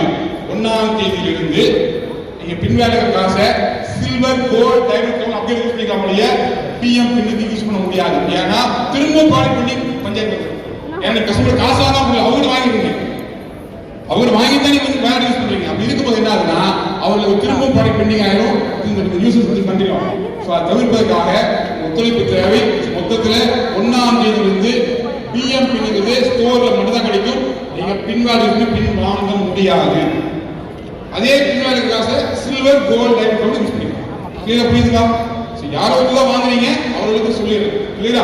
ஸோ மொத்தத்தில் சில அப்டேஷன்ஸ் வருது. அதை புரிந்து கொண்டு சிறப்பாக எப்படின்னா ஒரு மிகப்பெரிய செயற்திட்டத்தை நிறுவனம் பண்ணும்போது அது எளிமையாக மக்கள் போய் சேரும். அந்த வகையில் உங்களுக்கு கீழே நீங்கள் வர்றவங்க எல்லாமே நம்முடைய ப்ராடக்ட் ப்ரொமோஷன்ஸ் பார்த்து வாங்குற இன்கம் மாசம் நினைச்சு வந்தாங்கன்னா அதுக்கு பிஎம் ஆகணும் இல்லையா? அந்த ப்ராடக்ட் ஸ்டோர்ல வாங்கி பிஎம் ஆயிட்டாங்கன்னா அவருக்கு டெய்லி ஒரு 5 ரூபா வருமானம் 7 ரூபாய் ஆயிரும். அது மட்டும் இல்லாம இது வரைக்கும் எவ்வளவு ரூபா பார்த்தாலும் திருப்பா போட்டுக்கலாம். மேற்கொண்டு அவருக்கு 12 லெவல்ல யார் எங்க எப்ப அப்டேட் பிஎம் ஆனாலும் அதுக்கு ரூபாய் கிடைக்கும். டைரக்டா மாறினா 15 rupees. அதெல்லாம் பின்வேரனுக்கு ப்ராடக்ட் பேமெண்ட் போகும். ஸோ மொத்தத்தில் என்னன்னா ஒரு நபர் பிஎம் ஆனதுக்கு பின்னால் அன்றையிலிருந்து அவருக்கு 12 லெவல் யார் எங்க பிஎம்மா வருமானம் இப்படி அவருக்கு 100 பேர் ஆனா 100 ரூபா வருமானம், 1 லட்சம் ஆனா 1 லட்சம் வருமானம். ஸோ உங்களுக்கு எத்தனை வருமானம் வருது உங்களுடைய டீமோட எண்ணிக்கை பொறுத்து அதை தீர்மானிக்கும் சொல்லும்போது அப்ப டீமை டெவலப் பண்ணி ஆகணுமா? வருமானம் பெருசா வேணும்னா டெவலப் பண்ணலாம் வேண்டாமா நீங்க முடிவு. நான் உள்ள பேச வேண்டாம் தயவு செய்து உள்ள பேச வேண்டாம். ஓகே. சோ அப்ப என்னன்னா இரண்டாவது வருமானம் ரெஃபரல் இன்கம். உங்களுக்கு கீழே 12 லெவல்ல யார் எங்க ரெஃபரல்னாலும் நீங்க பிஎம் இருந்தாலே அவர்கள் பிஎம் ஆக இன்கம் வரும். ஒருவேளை நீங்க அப்டேட் பண்ணியிருந்தா அந்த அப்டேட்டுக்கு ஈக்குவலா அவர்களும் பண்ணும் பொழுது அது ஒரு இன்கம் உங்களுக்கு வரும், ரெஃபரல் இன்கம். ரைட்? இது செகண்ட் விஷயம். தேர்ட் விஷயம், உலகத்திலேயே எந்த தொழில் செய்யாத அற்புதமா செய்ய திட்டம் எஸ்டி ப்ரமோஷன். அதாவது என்னன்னா ஒரு நபர் உள்ள வந்து பெரிய அச்சீவ்மெண்ட்டுக்காக மலைப்பா எதையும் யோசிக்காம கேஷுவலா அச்சீவ் பண்ண முடியுமா அப்படின்னு யோசிச்சா அது கொடுத்த வாய்ப்பு தான் எஸ்டி. அதாவது ஒரு நபர் ஓஎம் இருந்து பிஎம் ஆக விருப்பம் தெரிவிச்சு ஃபேஸ் கேர் பேக்க 480 ரூபாய் எம்ஆர்பி இருக்க ப்ராடக்ட்டை 300 அந்த ஸ்டோர்ல பின் வாங்கி ப்ராடக்ட் வாங்கிட்டு அங்க அப்டேட் பண்ணிட்டாலே பிஎம் ஆகும் போதே அவருக்கு எஸ்டியா மாறிடும். இது ஃபர்ஸ்ட் ஆப்ஷன் எஸ்டி ஆகும். இதே ஈஸி தான். அதை தாண்டி என்னன்னா நம்முடைய ப்ராடக்ட் இத்தனை ப்ராடக்ட் இருக்கு இன்னும் நிறைய வரப்போகுது. ஸ்டோர்ல போய் அவருக்கு பிடிச்ச ப்ராடக்ட்டை 100 ரூபாய்க்கு மேல பில் பண்ணாலே எஸ்டி. 100 ரூபாய்க்கு மேல பில் பண்ண எஸ்டி. ஓஎம் எஸ்டி நல்லா கைவிடலாம். என்ன பிரச்சனை நீங்க ஆயிருக்கீங்க அதுக்கு மேல நான் பில் எல்லாம் பண்ண மாட்டேன் ஒரு பொருளையும் வாங்க மாட்டேன்னு சொன்னாலும் இந்த கம்பெனி என்ன பண்ணுது டெய்லி ஓஎம் ஆக 5 ரூபாய் 4000 ரூபாய் கேஷ் வாங்கல தொடர்ந்து இன்கம் வாங்கிட்டு இருந்தாலே அந்த இன்கம் என்னைக்கு 100 ரூபாய் கிராஸ் பண்ணுதோ அப்பவும் எஸ்டினா ஒரு ஓஎம் நபர் எஸ்டி ஆகிறதுக்கு இப்படி 3 வாய்ப்பு இருக்குன்னா ஒரு நபரால் எஸ்டி ஆக முடியுமா முடியாதா? ஆகலாம் தானே? யாராகலாம்? யாருமே ஆகலாம். அப்படி யாரு வேணாலும் எஸ்டி ஆக வாய்ப்பு கிடைச்சதுக்கு அப்புறம் நமக்கு தெரிஞ்சவங்க சேர்த்து விட்டு இந்த 3 மெத்தேட்ல ஏதோ ஒரு மெத்தேட்ல அவர் எஸ்டி ஆகிட்டாருன்னா அந்த 3 எஸ்டி எடுத்து நீங்க உங்களுடைய ப்ரமோஷன் பாஸ் சப்மிட் பண்ணிட்டீங்கனாலே உங்களுக்கு எஸ்டி 1 போடுவீங்க. இந்த ப்ரமோஷனுக்கு ஒரு 5 ரூபாய் வருமானம். அடுத்து என்னன்னா நம்ம கம்பெனி பணத்தை மைய வைத்து பிசினஸ் பண்ணவில்லை, பணத்தை மையம் வச்சு மக்களுக்கு முக்கியத்துவம் தரவில்லை, பணத்துக்கு பின்னால் போத கம்பெனி கிடையாது அப்படின்னு சொல்றதுக்கான விஷயமா இந்த இடத்துல ஒரு குறிப்பிடுறாங்க. என்ன அப்படின்னா நம்ம கம்பெனியில ரீபர்ச்சேஸ் அச்சீவ்மெண்ட் இருக்கா? ரீபர்ச்சேஸ் ஒன்லி காசு அதுல அச்சீவ்மெண்ட் வச்சுங்களேன். நீங்க கணக்காரா இருக்கீங்க, சில பொருள் வாங்கினா அச்சீவ்மெண்ட்னா நீங்க பொருளாடி கம்பெனி கணக்காரா இருக்கீங்க. அப்படி ஆகக்கூடாது. அச்சீவ்மெண்ட் வைக்கல ஒன்லி பேமெண்ட் கேட்டுதானே. பல கம்பெனி அச்சீவ்மெண்ட்ஸ் பல கணக்காரா காசை போட்டு வாங்கி 10வது கடைசியில் விற்க முடியாம வீட்டுல குப்பையா கிடக்கும், கடனாக கடைசியில் கம்பெனி விற்கிறோம். அந்த வேலை இருக்கக்கூடாது. ஒன்லி இன்கம் இதுல நம்முடைய ரீபர்ச்சேஸ். சரி, ரெஃபரல் இன்கம்ல நீங்க அச்சீவ்மெண்ட் இருக்கா? நோ. சரி, அடுத்தது நீங்க இதை யார் பார்க்கறதுல நீங்களா ஏறிக்கணும் தானே. ஆனா ஆக்சுவல் அச்சீவ்மெண்ட் எங்க இருக்குதுன்னா எஸ்டி ப்ரமோஷன்ல மட்டும் தான் இருக்குது. இருக்கா இல்லையா? அதுல நீங்க கவனிச்சு பாருங்க. உங்க ஜீனாஜில கீழே ஆட்கள் இருந்தாங்கன்னா உங்களுக்கு புரியும். ஒருத்தர் சிஎம்மா இருப்பாரு, அவர் கீழே இருப்பாரு, ஒருத்தர் ஓஎம்மா எஸ்டி மேல வருவாரு. அது இல்லையா? அந்த ட்ரீல ஜீனா யாரோட பேர் மேல இருக்கும்? அசெண்டிங் ஆர்டர் இல்ல டிசெண்டிங் ஆர்டர் வச்சுக்கோங்க. ஏழு வருஷம் இறங்க வருஷம் வச்சுக்கோங்க. யாரோட பேர் முதல்ல இருக்கும்? எஸ்டில என்ன அச்சீவ்மெண்ட் பெருசா பண்ணாங்களோ அந்த பேர் தான் முதல்ல இருக்கும். இல்லையா? ஒரு பிஎம் வாங்கி எஸ்டி 2 மேல இருப்பாரு, ஒரு சிஎம் கீழே இருப்பாரு.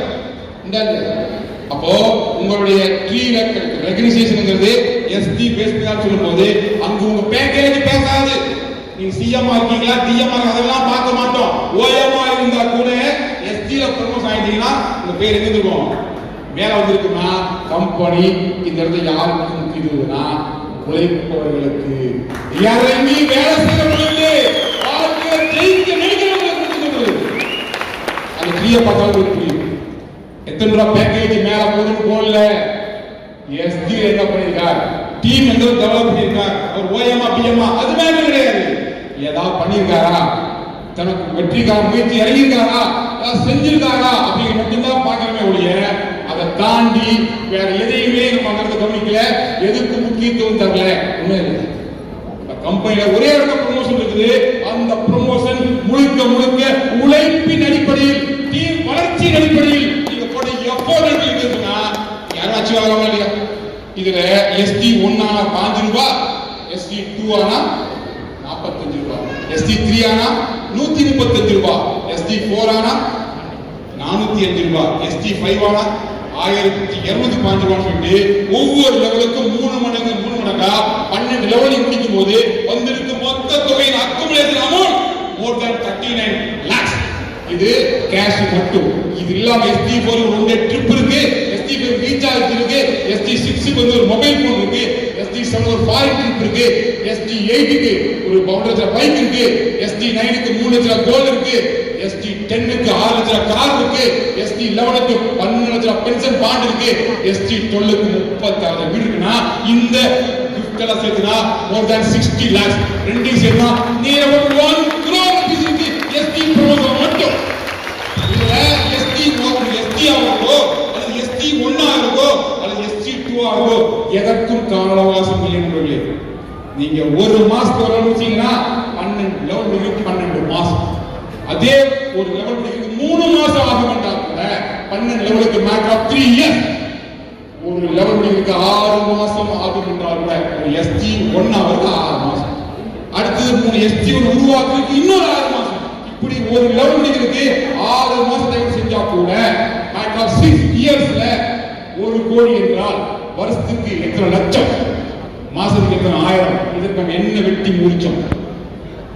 கேட்கிற கேள்வி புரியுதுங்க? 6 மாசத்துக்கு முன்னாடி அவருக்கு என்னங்க பெரிய மலையத்தோடு எழுதிக்கணும்.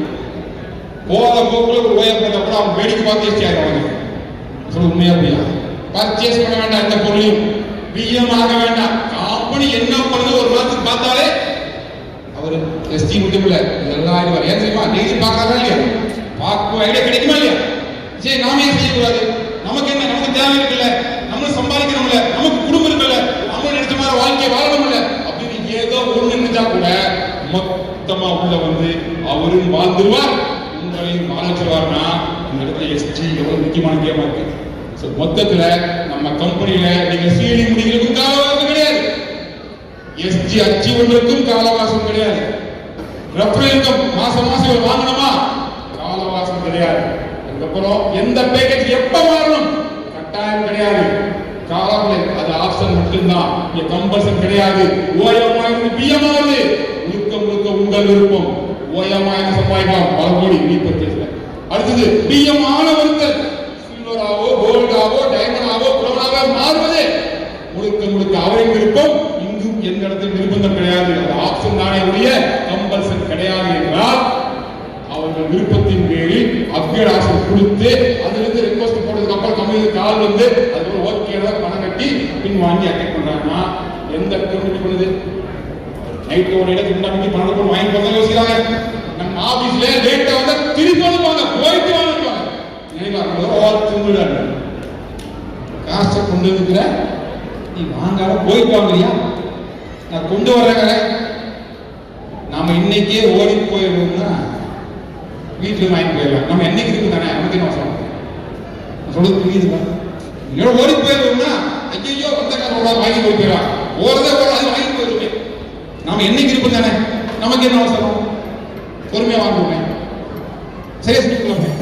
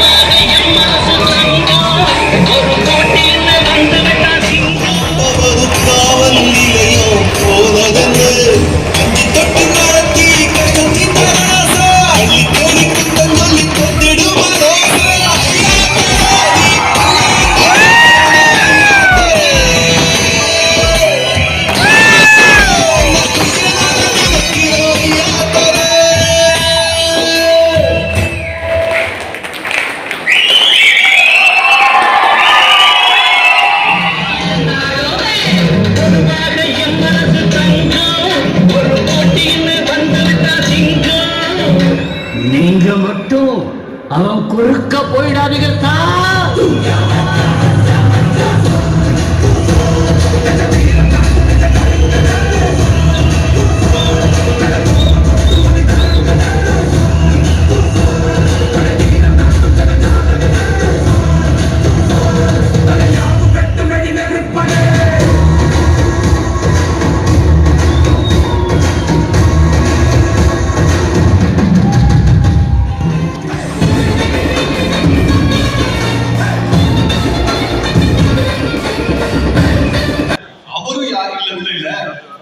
மக்களுக்கான நிர்வாகம் முழுசா ஒப்படைச்சிட்டாரு, வழக்கம் கொடுத்தாரு. அவருக்கு மறுபடியும் சந்தேகம், அவர் எப்படி அவரை சுயநலமா அப்படி செய்ய முடியும், அந்த சுயநலம் இல்லாம செய்ய முடியும் கேட்டாரு. நான் சொன்ன குறுக்கிட்டு, நான் மிகப்பெரிய சுயநலவாதி. எல்லாரும் காசை எதிர்பார்த்து கம்பெனி கொடுப்பாங்க, நான் மக்களுடைய உறவை எதிர்பார்த்து கம்பெனி கொடுத்தேன். என்னுடைய சம்பாத்தியம் நீங்க தான். நான் உங்களை சம்பாதிச்சிருக்கேன். எனக்கு எதுக்கு காசு? உங்க ஒவ்வொருத்தர் வீட்டுக்கு நான் ஒவ்வொரு நாள் வந்தா நீங்க இருக்கிற 4000 பேர் வீட்டுக்கு போறதுக்கு எனக்கு 12 வருஷம் வேணும். ஒரு நாள் வந்தா 12 வருஷம் ஆனாலும் உங்க வீட்டுல ஒவ்வொரு நாள் இருந்தா ராஜா மாதிரி நீங்க பாத்துக்கிட்டீங்க. உங்க வீட்டுல வந்து ஒரு நாள் இருந்தேன். அப்படி ஒரு உறவை சம்பாதிச்சு என்ன பணம் வேண்டும்? பணக்காரனுக்கு கிடைக்காத விஷயம் எனக்கு கிடைச்சிருக்குன்னா அது நான் எடுத்த ஒரு பொதுநல முடிவு இன்னைக்கு எனக்கு என்ன செஞ்சிருக்கா, புத்தியான ஒரு வாழ்க்கையை கொடுத்துருக்கு. எனக்கு ஒரு எக்ஸ்பெக்டேஷன் இருந்துச்சு. எஸ், இந்த சமூகத்தை எல்லாரையும் உறவாக்கணும், அந்த எக்ஸ்பெக்டேஷன் மட்டும்தான் நான் செஞ்சிருக்கேன். அதுதான் நடந்தது. வீட்டு ஒரு நாள் வரலாம் தானே? வரலாம் தானே? ஒன்றே ஒரு மாசம் கூட எங்க வீட்டுல வந்து இருக்கணும்னு சொல்லக்கூடிய ஆள்கள் நீங்க. அப்படின்னா எனக்கு இந்த பிறவி பத்தாது. உச்சரிக்கிற ஒரே மனைவி தெரியாது. நல்லவனுக்கே நல்லது செய்யாத உலகத்துல தீயவனுக்கும் தீமைக்கும் நல்லது செய்கிற வார்த்தை. இந்த 2 கோட்பாடுதான் இந்த நிறுவனத்துடைய அச்சாணி பில்லர். இந்த 2 பில்லருக்கு மேல இருக்கக்கூடிய கம்பெனி இயற்கையின் அருளும் இறையின் அருளையும் எப்போதும் வாங்கி மக்களுக்கு நல்லது பண்ணிக்கிட்டே இருக்கும். நீங்க அதை அனுபவிச்சு 4 பேருக்கு உபகாரம் செஞ்சு உங்க வாழ்க்கையும் பலமாக்கி உங்களால் பிறருடைய வாழ்க்கையும் பலமாக்கி நீங்கள் வந்து ஒரு நிறைவான திருப்தியான வாழ்க்கையை வாழ்ந்து வாழ்த்தி விடைபெற. நன்றி, வணக்கம். அதுக்கு வந்து கிச்சன் இந்த சொசைட்டியில் இருக்கக்கூடிய பொருளாதார நெருக்கடியை தீர்க்கணும். இது எல்லாம் சேர்ந்து எப்படி ஒரு சூப்பரான வீடா மாற்றுமோ அப்படி இந்த நாட்டை வளமான நாடாக மாற்றும். உங்க வீட்டுக்கு